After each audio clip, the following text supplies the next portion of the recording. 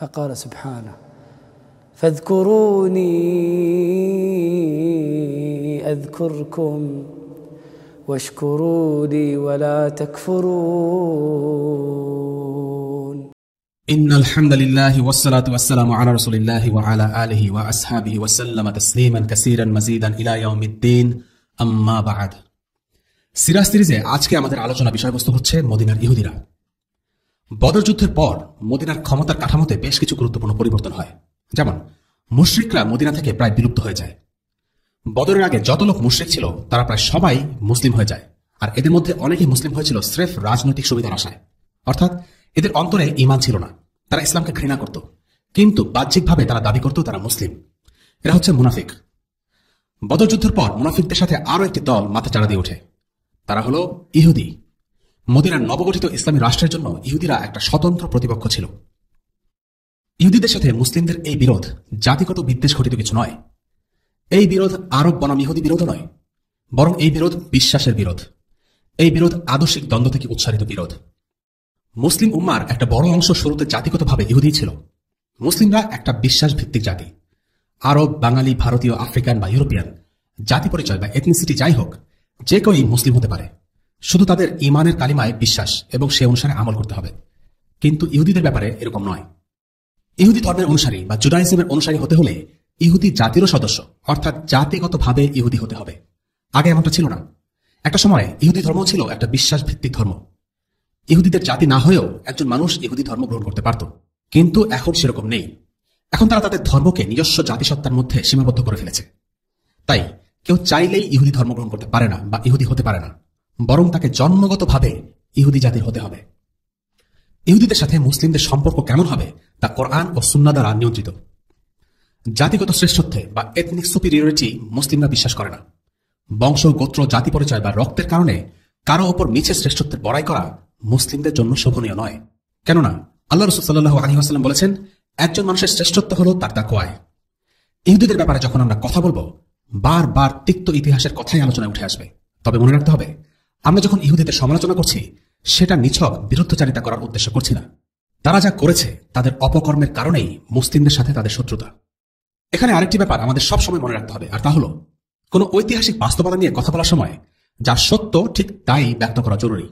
তার প্রচলিত রাজনৈতিক আদর্শ বা ভাবধারা, যাকে পলিটিক্যাল কারেক্টনেস বলা হয়, তার সাথে সঙ্গতিপূর্ণ হোক বা না হোক।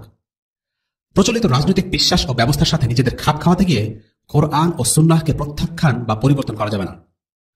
এই কথা বলার কারণ হল, বর্তমান বিশ্বে সামরিক ও অর্থনৈতিক শক্তিমত্তার বিচারে ইহুদিরা বেশ শক্তিশালী একটা অবস্থানে আছে, আর এই কারণে তাদের বিরোধিতা করা সহজ নয়। তাদের অপকর্মের ইতিহাস তুলে ধরতে গেলে অনেক ক্ষেত্রেই রাষ্ট্রীয় হেনস্থা এবং ইহুদি সমর্থিত মিডিয়ার সমালোচনার মুখে পড়তে হয়। বিশেষ করে পশ্চিমা বিশ্বে এই সমস্যাটা প্রকট। আমরা জানি, মুসলিম ভূমি ফিলিস্তিনের মাটিতে তারা প্রায় 70 বছর ধরে অবৈধ দখলদার হয়ে আনুষ্ঠানিকভাবে অবস্থান করছে, আর মুসলিমদের তৃতীয় গুরুত্বপূর্ণ মসজিদ জেরুসালেমের আল আকসা মসজিদ দখল করে আছে। আর এই কারণে স্বাভাবিকভাবেই মুসলিমরা ইহুদিদের বিরোধিতা করে, ইসরায়েল রাষ্ট্রের বিরোধিতা করে। কিন্তু ইসরায়েলি রাষ্ট্র তার বিরুদ্ধে কোন প্রকার অবস্থান বরদাস্ত করতে চায় না, এমনকি সে অমুসলিমদের ইসরায়েল বিরোধিতাকেও সহ্য করে না। তাই যেসব মুসলিম ইসরায়েলের বিরুদ্ধে মৌখিক প্রতিবাদ, সামরিক প্রতিরোধ বা রাজনৈতিক বিরোধিতা লিপ্ত, সেসব মুসলিমদেরকে তারা নানাভাবে দমন করতে চায়। এই কারণে পশ্চিমা দেশে ইসরায়েলি রাষ্ট্রের বিরোধিতা করা মুসলিমদের জন্য খুব কঠিন হয়ে দাঁড়িয়েছে। এই কারণে অনেক মুসলিম যারা পশ্চিমা আদর্শে বিশ্বাসী কিংবা প্রভাবিত, তারা ইতোমধ্যেই অবৈধ ইসরায়েলি রাষ্ট্রকে মেনে নেওয়ার জন্য, তাদের দখলদারিত্বকে বৈধতা দেওয়ার জন্য মুসলিমদের মাঝে ক্যাম্পেইন করছে। পরাজিত মানসিকতার এই মুসলিমরা ইসরায়েলের পরোক্ষ সমর্থক রূপে আবির্ভূত হয়েছে। এই আশঙ্কা অমূলক নয় যে একটা সময় আসতে পারে যখন মুসলিম দেশগুলোতে বসে ইসরায়েলের বিরোধিতা করা অসম্ভব হয়ে যাবে। এর কারণ হল, ইসরায়েলের সাথে মুসলিম দেশগুলোর এতদিন ধরে কূটনৈতিক সম্পর্ক না থাকলেও সম্প্রতি মধ্যপ্রাচ্যের বেশ কিছু দেশের সাথে ইসরায়েলের সম্পর্কের উন্নতি হয়েছে। আর এর ফলাফল এই হতে পারে যে এই অবৈধ রাষ্ট্রকে মুসলিমদের জালিম শাসকরা স্বীকৃতি দেবে, এবং তখন মুসলিম দেশে বসে ইসরায়েল বিরোধিতার পথও সংকুচিত হয়ে আসবে। প্রশ্ন হচ্ছে, সিরাতের আলোচনায় আমরা কেন বর্তমান রাজনৈতিক ও পরিস্থিতি নিয়ে আলোচনা করছি? এর কারণ হলো, আমরা একটু আগে যা উল্লেখ করেছি, কোন ঐতিহাসিক বাস্তবতা নিয়ে কথা বলার সময় যা সত্য ঠিক তাই ব্যক্ত করা জরুরি, তা প্রচলিত রাজনৈতিক আদর্শ বা ভাবধারার সাথে সঙ্গতিপূর্ণ হোক বা না হোক। কিন্তু এখন এর বিপরীতটা হচ্ছে, অনেক মুসলিম ব্যক্তি এবং প্রতিষ্ঠান খোলাখুলিভাবে ইসরায়েলের সাথে সম্পর্ক স্থাপনের কথা বলছে। সিরাতে ইহুদিদের সাথে মুসলিমদের সম্পর্ককে ভুলভাবে ব্যাখ্যা করা হচ্ছে এবং অনেক কিছু গোপন করা হচ্ছে। এর কারণ বর্তমান বিশ্বে ক্ষমতাধর ইহুদিদের বিরুদ্ধে প্রকাশ্যে কথা বলা এবং অবস্থান নেওয়া সহজ কাজ নয়। কিন্তু মুসলিমদের মনে রাখতে হবে, বর্তমান সময়ে ইহুদিদের ইতিহাস ও অপকর্ম নিয়ে আলোচনা করলে সেটা অনেকেরই পছন্দ হবে না। তবে তার মানে এই না যে আমরা সত্য চেপে যাব। ভবিষ্যতের কর্মপন্থা নির্ধারণ করতে হলে বর্তমানকে বোঝা যায়, আর বর্তমানকে বুঝতে হলে অতীতের পাঠ নেওয়া যায়। তাই সিরাতের আলোচনা আজ থেকে 1400 বছর আগে হলেও বর্তমানের সাথে তা পুরোপুরি প্রাসঙ্গিক, আর কিয়ামত পর্যন্ত নবীজির সিরাহ প্রাসঙ্গিক থাকবে ইনশাআল্লাহ। কোরআন, সুন্নাহ ও সিরা থেকে আমরা শিক্ষা পাই কারা আমাদের শত্রু, আর এই তালিকায় ইহুদিদের নাম একদম প্রথম দিকে চলে আসে। কাজেই আজকে ইহুদিদের সাথে মুসলিমদের যে শত্রুতা, এই শত্রুতার সূত্রপাত সেদিন যেদিন আল্লাহ রাসূল সাল্লাল্লাহু আলাইহি ওয়াসাল্লাম মদিনায় পা ফেলেছিলেন। মুসলিমদের প্রতি ইহুদিদের যে ঘৃণা, সেটা এই কারণে যে মুসলিমরা নবী মুহাম্মদ সাল্লাল্লাহু আলাইহি ওয়াসাল্লামকে আল্লাহ রাসূল হিসেবে মানে, আর তারা তা প্রত্যাখ্যান করে। আজকের পুরো পর্বটি ইহুদিদের সাথে মুসলিমদের দ্বন্দ্ব সংঘাত নিয়ে। কেমন ছিল সেই দ্বন্দ্ব, এই সংঘাতের কারণ কি, কিভাবে ইহুদিরা মুসলিমদের শত্রু হয়ে ওঠে, কেমন করে তারা নিজেদের ইসলাম বিদ্বেষ মদিনায় উগলে দিতে থাকে, এই প্রশ্নগুলো আমরা আলোচনা করবো ইনশাআল্লাহ। তবে মূল আলোচনা যাওয়ার আগে আমরা প্রথমে সংক্ষিপ্তভাবে ইহুদিদের কিছু ইতিহাস সম্পর্কে জানব। এরপর মদিনায় তাদের কার্যক্রম সম্পর্কে আলোচনা করা হবে। ইহুদিদের সূত্রপাত হল বনী ইসরায়েল জাতি থেকে। আল্লাহ তাআলা কোরআনে অসংখ্যবার বনী ইসরায়েলের নাম ও কাহিনী উল্লেখ করেছেন। পূর্ববর্তী জাতিগুলোর মধ্যে সবচেয়ে বেশি যে জাতির কথা উল্লেখ করা হয়েছে তারা হল বনী ইসরায়েল। বনী ইসরায়েল কারা? আমরা ইব্রাহিম আলাইহিস সালামের কাহিনী আলোচনা করেছি। তার এক ছেলে ছিলেন ইসহাক, আরেক ছেলে ইসমাইল। তারা দুজনেই নবী ছিলেন। ইসমাইল আলাইহিস সালাম মক্কায় স্থায়ী হয়েছিলেন, আর সেখান থেকে মক্কায় জনবসতি স্থাপন শুরু হয়, যা আগে আমরা বিস্তারিত আলোচনা করেছি। ইব্রাহিম আলাইহিস সালামের আরেক ছেলে ইসহাক, তার এক ছেলের নাম ছিল ইয়াকুব আলাইহিস সালাম। এই ইয়াকুব বা ইংরেজিতে জেকব হলেন বনী ইসরায়েলের আদি পিতা। ইয়াকুব আলাইহিস সালাম ছিলেন একজন নবী, আর তার ছিল 12 ছেলে। এই 12 ছেলের একজন হলেন নবী ইউসুফ আলাইহিস সালাম, যার কাহিনী কোরআনে বিস্তারিত এসেছে। ইয়াকুব আলাইহিস সালামের এই 12 ছেলের বংশ থেকে সূত্রপাত হয় 12টি গোত্রের, আর এই 12টি গোত্র থেকেই হল বনী ইসরায়েল জাতির উদ্ভব। ইয়াকুব আলাইহিস সালাম বড় হয়েছিলেন ফিলিস্তিনে। আমরা ইউসুফ আলাইহিস সালামের কাহিনী থেকে জানি তিনি মিশরের অর্থমন্ত্রী হয়েছিলেন, আর তার শাসনামলে একটি বড় দুর্ভিক্ষ হয়েছিল। এরপর তার ভাইরা তার কাছে সাহায্যের জন্য আসে এবং মিশরে স্থায়ী বসতি করে। এভাবে বনী ইসরায়েল জাতি মিশরের বাসিন্দা হয়। কিন্তু কালক্রমে তারা তাদের পূর্বপুরুষ ইয়াকুবের দিন অর্থাৎ বিশুদ্ধ তাওহীদ থেকে দূরে সরে আসে। একসময় স্বৈরশাসক ফিরআউন মিশরের ক্ষমতায় অধিষ্ঠিত হয় এবং তাদের উপর শোষণ ও নিপীড়ন চালাতে থাকে। সে বনী ইসরায়েলের জাতিটিকে দাসে পরিণত করে। সে সময়টা ছিল বনী ইসরায়েলের জন্য একটি লাঞ্ছনা আর অবমাননার যুগ। তাদের এই অধপতিত অবস্থা থেকে উত্তরণের জন্য আল্লাহ তাআলা তাদের মধ্য থেকেই একজনকে রাসূল হিসেবে প্রেরণ করলেন, আর তিনি হলেন মূসা আলাইহিস সালাম।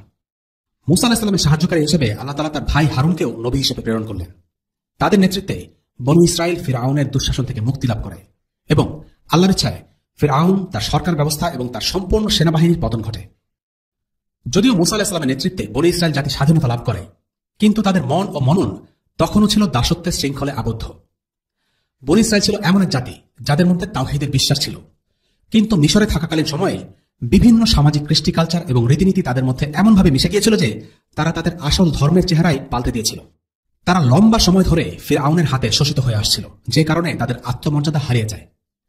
দীর্ঘদিন ধরে অবমাননা আর লাঞ্ছনার শিকার হওয়ার কারণে তারা ব্যক্তিত্বহীন জাতিতে পরিণত হয়। তাদের মানসিকতা দাসসুলভ হয়ে যায়, আর তারা তাওহীদের অনুসারী হয়েও জাহিলিয়াত থেকে মুক্ত হতে পারেনি। তারা সামেরির বানানো স্বর্ণের বাছুর পূজায় লিপ্ত হয়েছিল। তারা আল্লাহকে সরাসরি দেখতে চেয়েছিল। তারা জান্নাতের খাবারের উপর মিশরের সস্তা দামি খাবারকে প্রাধান্য দিয়েছিল। তারা জিহাদে যেতে অস্বীকৃতি জানিয়েছিল। মূসা আলাইহিস সালামকে ছোটখাটো বিষয়ে প্রশ্ন করে দাবি দাওয়া তুলে নানাভাবে বিরক্ত করেছিল।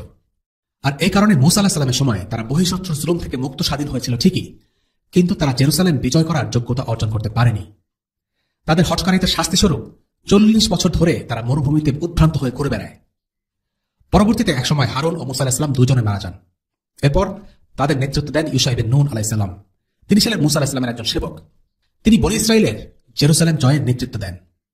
প্রচন্ড শক্তিশালী একটি জাতিকে বনী ইসরায়েলিরা আল্লাহর ইচ্ছায় পরাজিত করে এবং জেরুসালেমকে মুক্ত করে।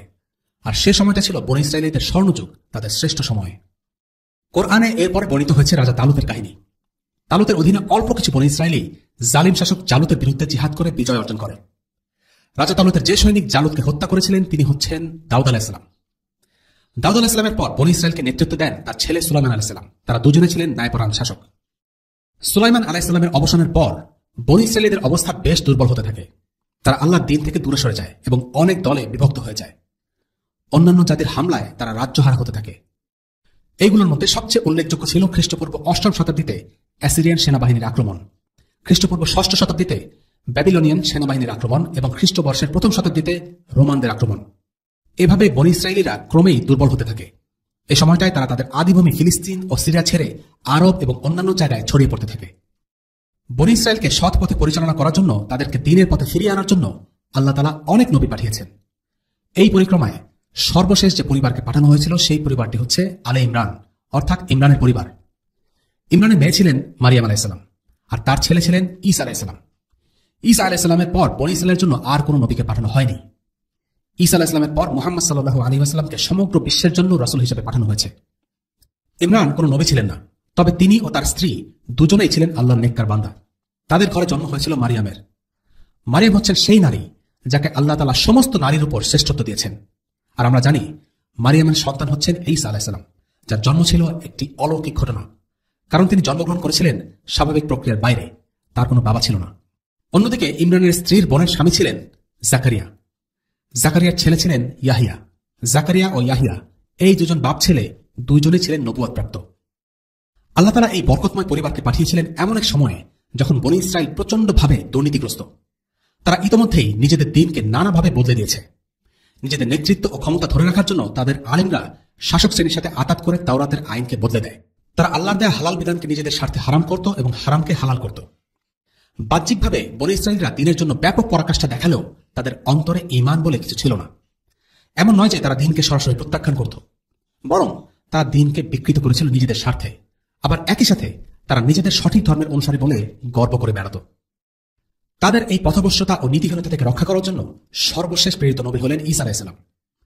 কিন্তু তার আহ্বানে সাড়া দেয়া তো দূরে থাক, উল্টো বনী ইসরাঈলীদের একটা বড় অংশ তাকে জারজ সন্তান হিসেবে আখ্যা দিল, তার নবুয়াতকে অস্বীকার করল এবং তার মা মারিয়ামকে ব্যভিচারের অপবাদ দিল। আল্লাহর পক্ষ থেকে প্রেরিত কোন নবীকে অস্বীকার করা হলো সর্বোচ্চ পর্যায়ের কুফর। বনী ইসরাইল তাই করেছিল। কিন্তু এই সর্বোচ্চ পর্যায়ের কুফর, বা আমরা বলতে পারি একজন নবীকে অস্বীকার করার মতো জঘন্য পর্যায়ের কুফরে তারা হঠাৎ বা একদিনে লিপ্ত হয়নি, বরং তাদের পথভ্রষ্টতার সূচনা বহু আগে। ইতোপূর্বে প্রেরিত অনেক নবীদেরকে তারা কষ্ট দিয়েছে, তাদের অবাধ্যতা করেছে, তাদের সাথে বেয়াদবি করেছে, এমনকি তাদেরকে হত্যাও করেছে। ঈসা আলাইহিস সালামকে তারা হত্যা করতে চেয়েছিল, কিন্তু তারা সেটা করতে পারেনি। তবুও তারা অহংকার আর দম্ভ ভরে বলেছে যে তারা ঈসা আলাইহিস সালামকে হত্যা করেছে। কোন জাতির চরিত্র বোঝার জন্য, তাদের কর্মকাণ্ড, তাদের মূল উদ্দেশ্য বোঝার জন্য তাদের অতীত জানা জরুরি।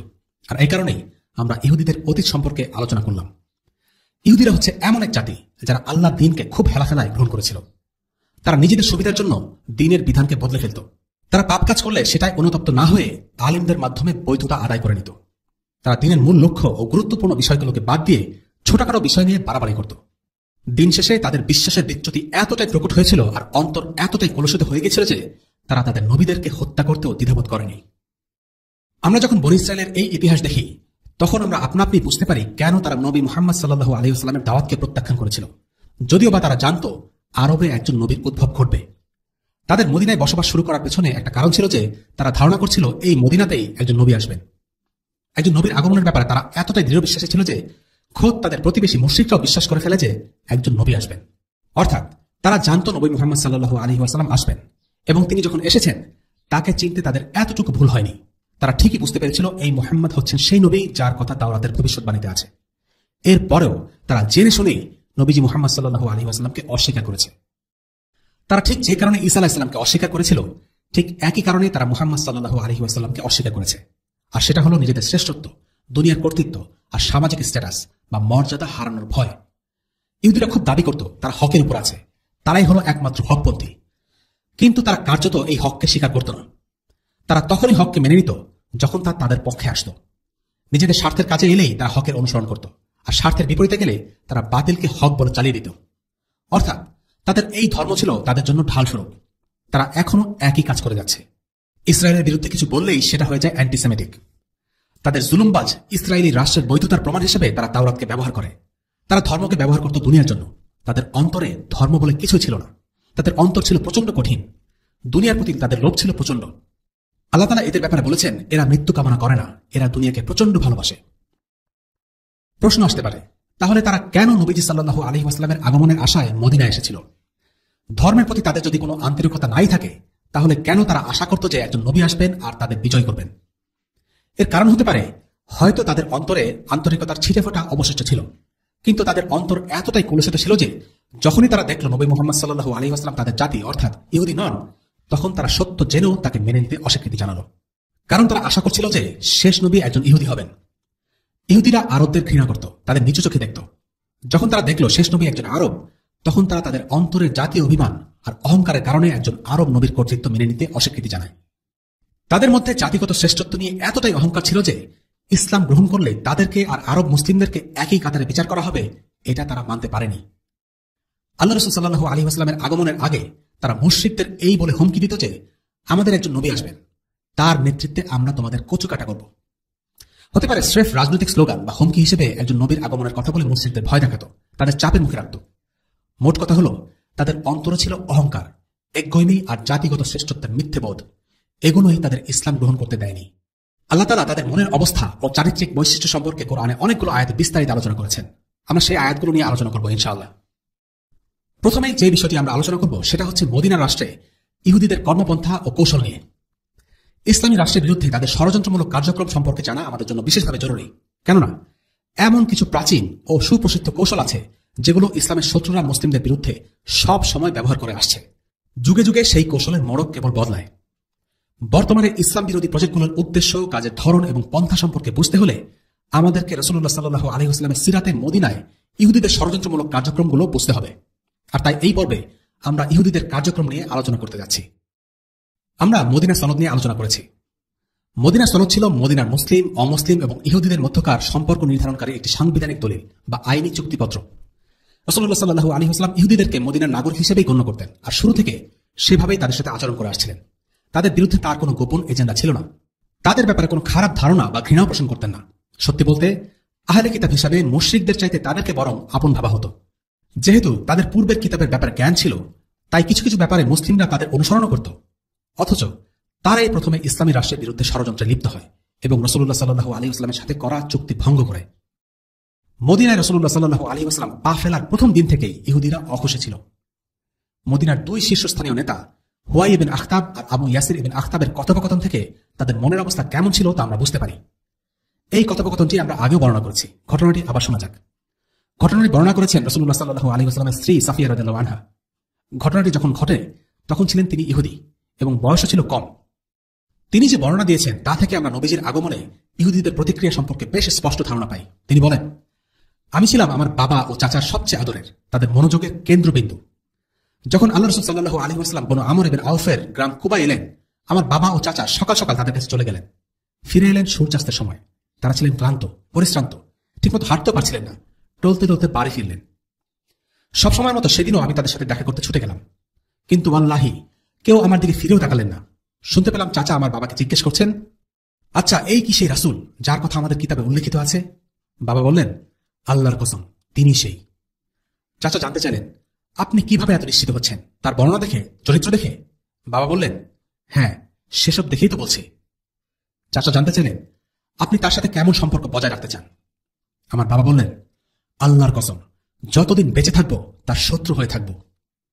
সাফিয়া রাদিয়াল্লাহু আনহার বাবা হুয়াই ইবনে আখতাবের কথা থেকে আমরা বুঝতে পারি যে ইহুদিরা খুব ভালো করে জানতো যে মুহাম্মদ সাল্লাল্লাহু আলাইহি ওয়াসাল্লাম হচ্ছেন আল্লাহর প্রেরিত রাসূল, কিন্তু জেনে শুনেও তার অনুসারী না হয়ে সেই শত্রুতার পথ বেছে নেয়।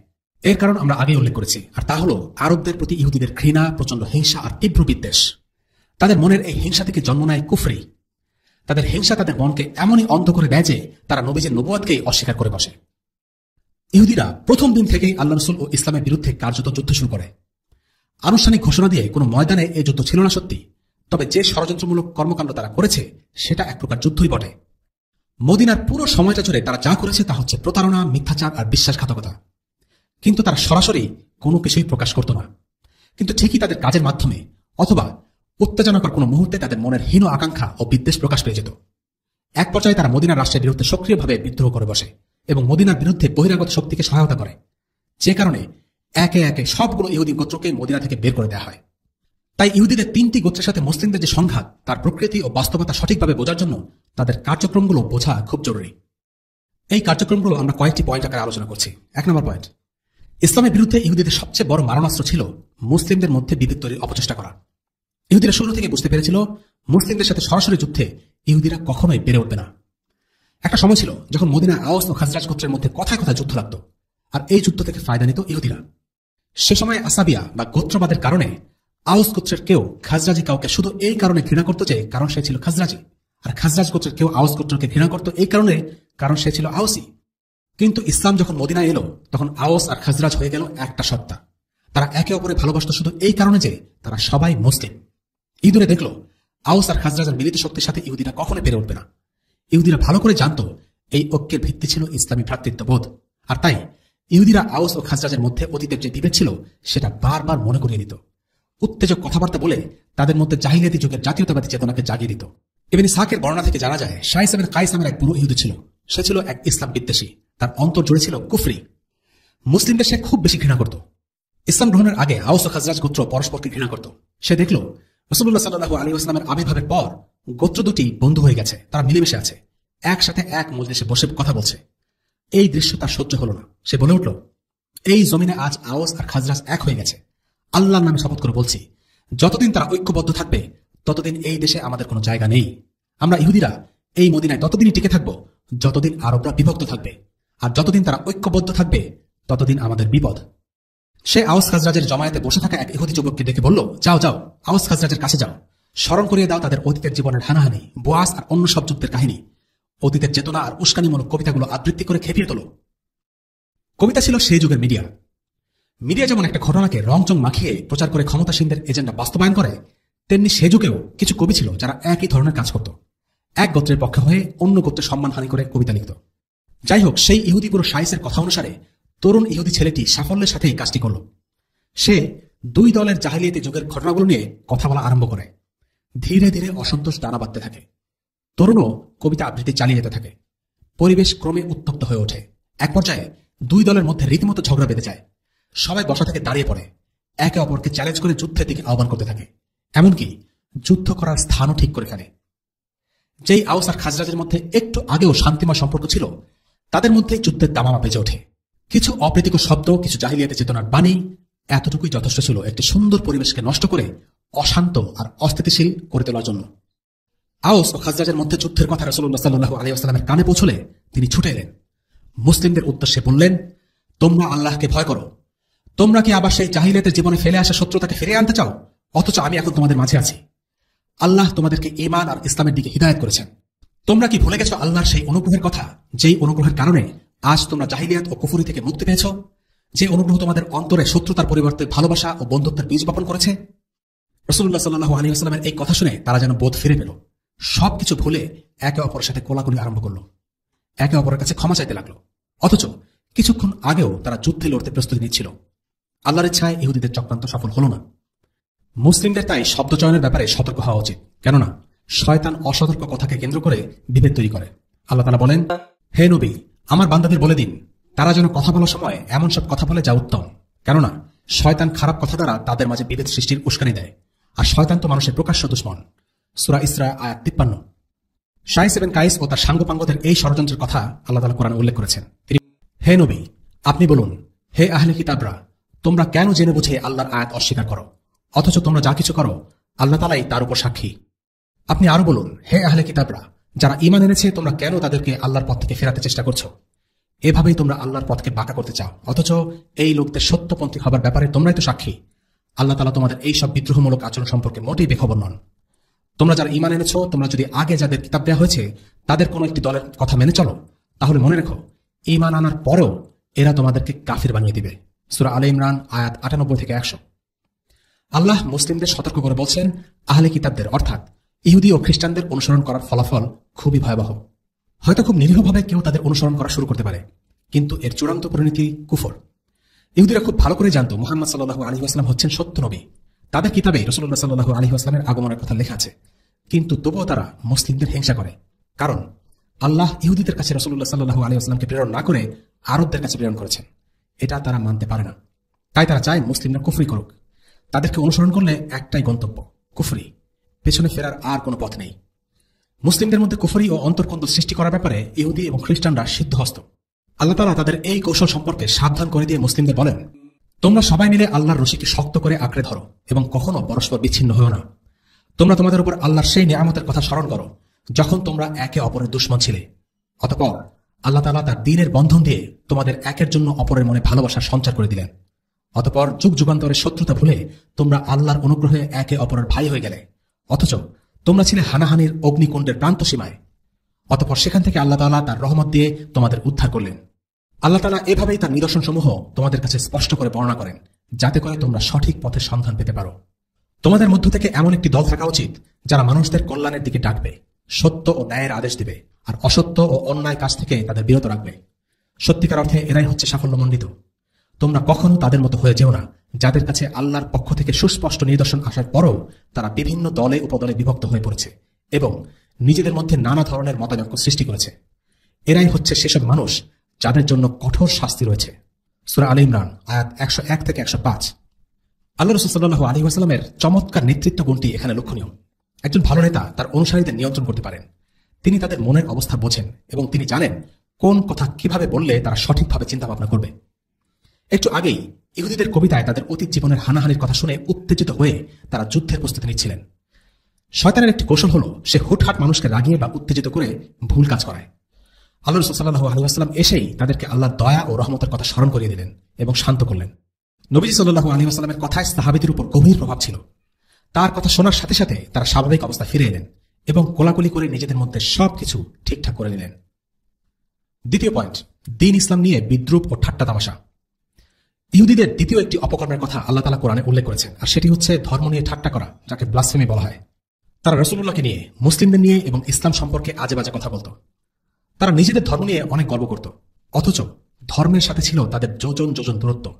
এমনকি তারা স্বয়ং আল্লাহ তাআলার ব্যাপারেও অসম্মানজনক কথা বলত। এমন একটি ঘটনা ঘটে আবু বকর রাদিয়াল্লাহু আনহু ও এক ইহুদি আলেম ফিনহাসের মাঝে। একবার আবু বকর রাদিয়াল্লাহু আনহু তাদের এক মজলিসে গেলেন। সেখানে বেশ কিছু ইহুদি বসা। সবার মনোযোগের কেন্দ্রবিন্দু হলো তাদের আলিম ফিনহাস। আবু বকর সিদ্দিক রাদিয়াল্লাহু আনহু তাকে ইসলামের দাওয়াত দিলেন। বললেন, ফিনহাস, আল্লাহকে ভয় করো, ইসলাম গ্রহণ করো। আল্লাহর কসম, তুমি ভালো করে জানো মুহাম্মদ সাল্লাল্লাহু আলাইহি ওয়াসাল্লাম হচ্ছেন আল্লাহর প্রেরিত রাসূল। তিনি তোমাদের কাছে সত্য সহকারে আগমন করেছেন। তার কথা তোমাদের কিতাব তাওরাতেই উল্লেখ করা আছে। উদ্ধত ফিনহাস তখন টিটকারি মেরে বলল, শোনো, তোমাদের রব তো গরিব, আমরা হলাম ধনী।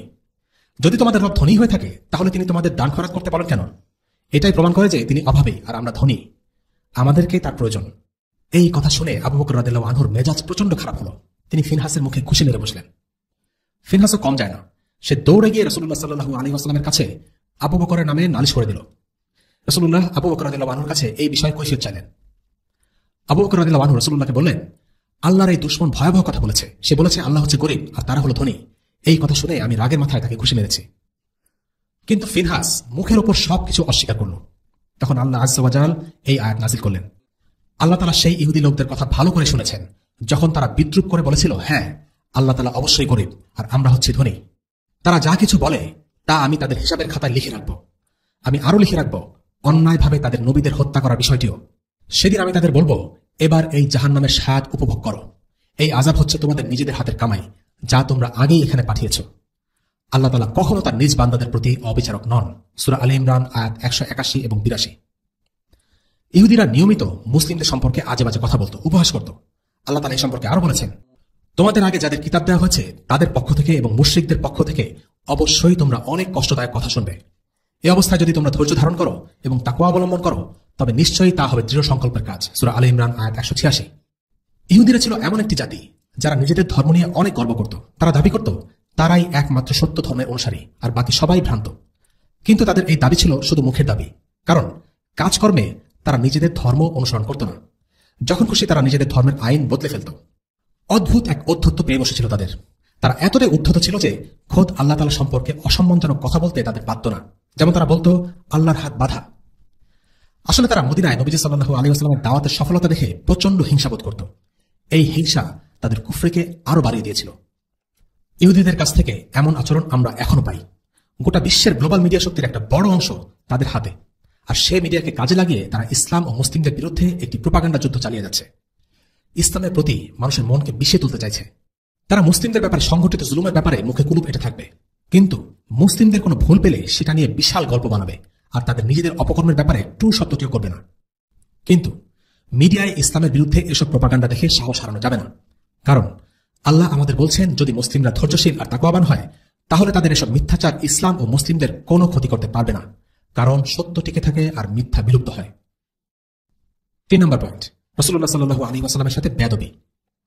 যখন একজন মানুষ তার সম্মান, মর্যাদা আর ক্ষমতা হারায়, যখন সে নিজেকে দুর্বল মনে করতে থাকে, যখন সে শত্রু নিয়ন্ত্রণাধীন থাকে, তখন সে শত্রুর বিরুদ্ধে সরাসরি বিদ্রোহ করে না। কিন্তু যখন সে দেখে তার শত্রু ন্যায়পরায়ণ, তখন সে শত্রুর বিরুদ্ধে গোপনে ষড়যন্ত্রে লিপ্ত হয়, অসৎ সব পরিকল্পনা করতে থাকে। মদিনার ইহুদিরা ছিল ঠিক এমন চরিত্রের অধিকারী। আল্লাহ রাসূল সাল্লাল্লাহু আলাইহি ওয়াসাল্লামের আগমনে তারা মর্যাদা হারিয়েছে, ক্ষমতা হারিয়েছে, তাই তারা সরাসরি তার বিরুদ্ধাচারণ না করে কখনো কখনো বিড়বিড় করে, কখনো কখনো গজগজ করে, কখনো কখনো গুনগুন করে তার ব্যাপারে মানহানিকর মন্তব্য করত। একবার তারা রাসূলুল্লাহ সাল্লাল্লাহু আলাইহি ওয়াসাল্লামের কাছে এসে ফাজলামি করে বলল, আসসালামু আলাইকা ইয়া আবুল কাসিম। আবুল কাসিম ছিল নবীজির কুনিয়া। ইহুদিদের বলা এই কথাটি শুনতে আসসালামু আলাইকার মতোই লাগে, কিন্তু তারা আসলে সালামের লামকে বাদ দিয়ে সালামের বদলে বলল সাম, যার অর্থ দাঁড়ায় তোমার মৃত্যু হোক। আয়েশা রাদিয়াল্লাহু আনহা এই কথা শুনে খুবই ক্ষেপে গেলেন। আসসালামু আলাইকুম বানরের দল, শুকরের দল, এই বলে তিনি ইহুদিদের উদ্দেশ্যে অভিশাপ দিতে লাগলেন। রাসূলুল্লাহ সাল্লাল্লাহু আলাইহি ওয়াসাল্লাম বললেন, এভাবে বলুন আয়েশা, আল্লাহ তাআলা ফাহাশ এবং তাফাহুশ পছন্দ করেন না। এর মানে হলো বাজে কথা এবং নোংরা কাজ। আয়েশা তখন বললেন, ইয়া রাসূলুল্লাহ, আপনি কি শোনেননি ওরা আপনাকে কি বাজে কথা বলেছে? নবীজি তখন বললেন, তুমি কি দেখোনি আমি ওদের কি বলেছি? আমি প্রত্যুত্তরে বলেছি তোমাদের উপরেও। অর্থাৎ তারা সাম বলে মৃত্যু কামনা করুক বা সালাম বলে শান্তি কামনা করুক, তারা যাই বলুক, আল্লাহ রাসূল সাল্লাল্লাহু আলাইহি ওয়াসাল্লাম তাদের উপরেও ঠিক একই জিনিস চেয়েছেন। কোন ধরনের বাজে ব্যবহার বা অপ্রীতিকর শব্দ তিনি ব্যবহার করেননি। তখন আল্লাহ আযজা ওয়া জাল আয়াত নাযিল করলেন, তুমি কি তাদের লক্ষ্য করো না যাদের আল্লাহ তাআলা ও তার রাসূল সম্পর্কে গোপন কানাঘুষা করতে নিষেধ করা হয়েছিল, কিন্তু তারা ঠিক তারই পুনরাবৃত্তি করল যা তাদের বারণ করা হয়েছিল। তারা একে অপরের সাথে সুস্পষ্ট গুনাহের কাজ, মাত্রাতিরিক্ত বাড়াবাড়ি ও রাসূলের নাফরমানির ব্যাপারে কানাঘুষা করতে লাগলো। অথচ এরা যখন তোমার সামনে আসে তখন তোমাকে এমনভাবে অভিবাদন জানায় যা দিয়ে আল্লাহ তাআলাও তোমাকে অভিবাদন জানান না। তারা মনে মনে বলে, আমরা যা বলি সেজন্য আল্লাহ আমাদেরকে শাস্তি দেন না কেন? জাহান্নামই তাদের উপযুক্ত শাস্তি, যেখানে তারা প্রবেশ করবে। কত নিকৃষ্ট সেই আবাস। সূরা মুজাদিলা আয়াত 8।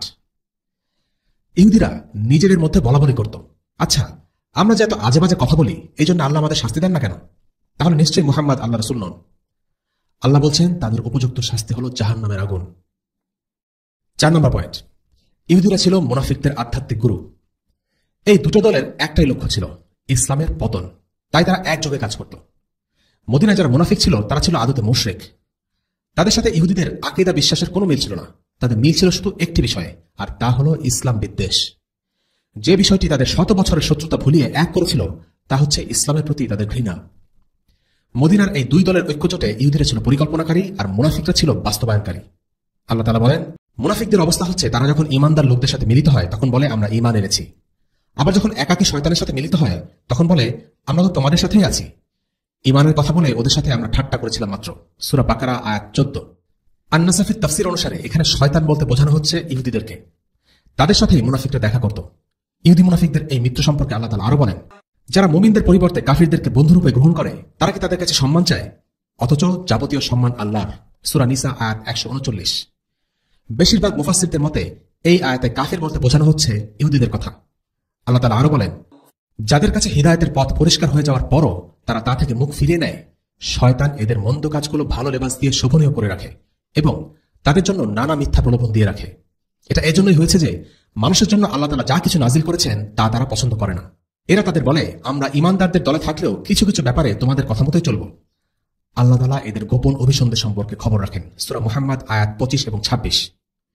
বেশিরভাগ আলেমদের মতে এই দুই আয়াতের প্রথম আয়াতে যাদের ব্যাপারে আল্লাহ বলছেন তারা মুখ ফিরিয়ে নেয়, এরা হচ্ছে মুনাফিক। আর দ্বিতীয় আয়াতে আল্লাহ যাদের ব্যাপারে বলছেন তারা আল্লাহ যা নাজিল করেছেন তা পছন্দ করে না, এই কথা বলা হচ্ছে ইহুদিদের ব্যাপারে। আর কিছু কিছু ব্যাপারে আমরা তোমাদের কথা মতো চলবো, এই কথাটি ইহুদিদের উদ্দেশ্যে মুনাফিকদের বলা কথা।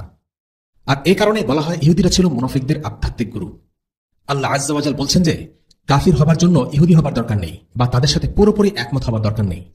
কিছু ব্যাপারে একমত হওয়াই কাফির হবার জন্য যথেষ্ট।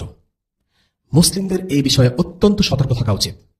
ইহুদি কিংবা খ্রিস্টানদের ষড়যন্ত্রের ব্যাপারে সাবধান হওয়া জরুরি।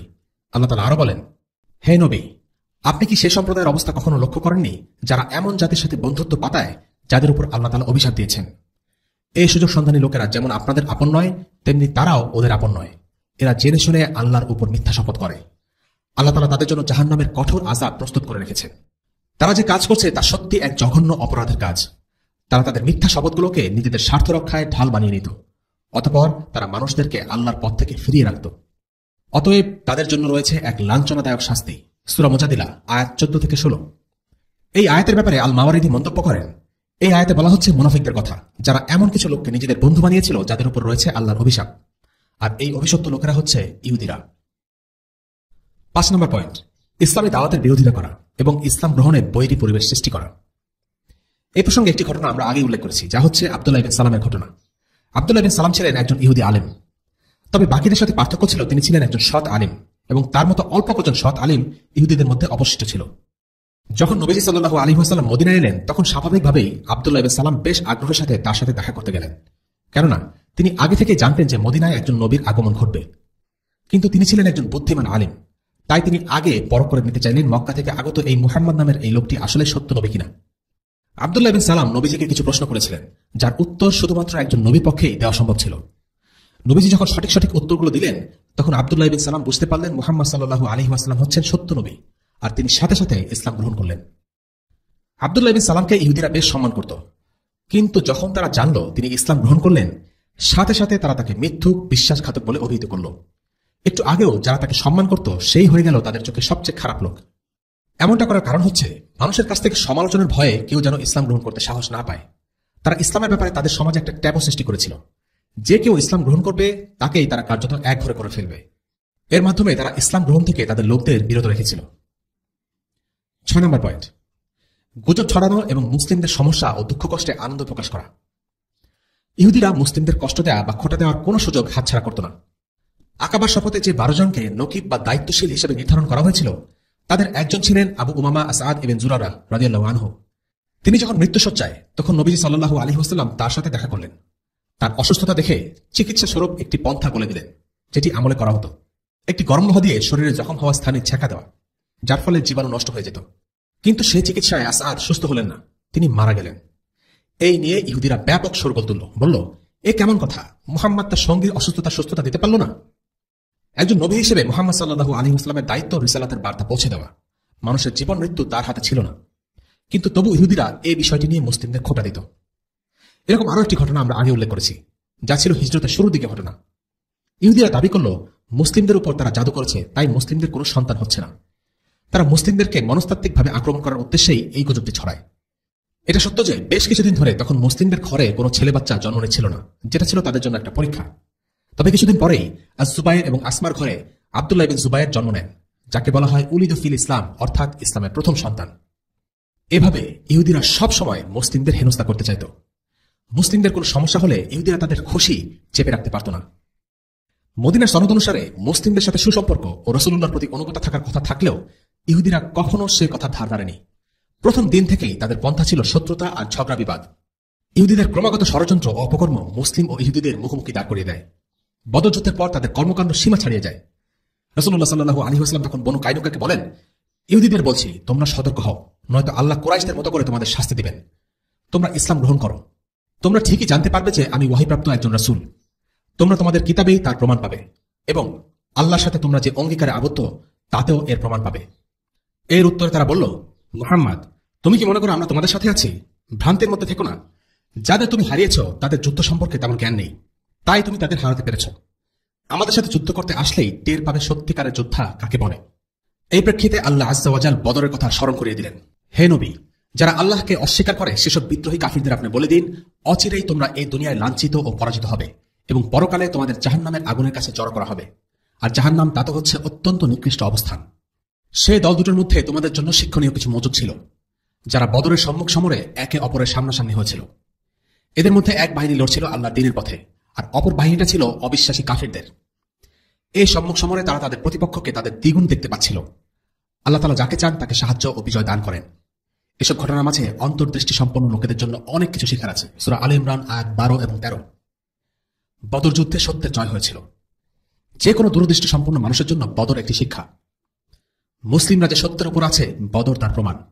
এই যুদ্ধের সময় ইহুদিরা চোখের সামনে দেখতে পেয়েছিল কিভাবে আল্লাহর সাহায্যে মুসলিমরা বিজয় অর্জন করেছে, কিন্তু তবু তারা শত্রুতায় অটল থাকল। ইসলামের সত্যতা উপলব্ধির সুযোগ পেয়েও তারা কাজে লাগাল না। আজকের পর্ব এখানে শেষ। পরবর্তী পর্বে উহুদ পূর্ববর্তী কিছু সামরিক অভিযান এবং ইহুদি গোত্র বনু কায়নুকার সাথে যুদ্ধ নিয়ে আলোচনা করা হবে ইনশাআল্লাহ। ওয়াসাল্লাল্লাহু আলা সাইয়্যিদিনা মুহাম্মদ ওয়া আলা আলিহি ওয়া আসহাবিহি ওয়া সাল্লাম। আলহামদুলিল্লাহি রাব্বিল আলামিন। আসসালামু আলাইকুম ওয়া রাহমাতুল্লাহি ওয়া বারাকাতুহু।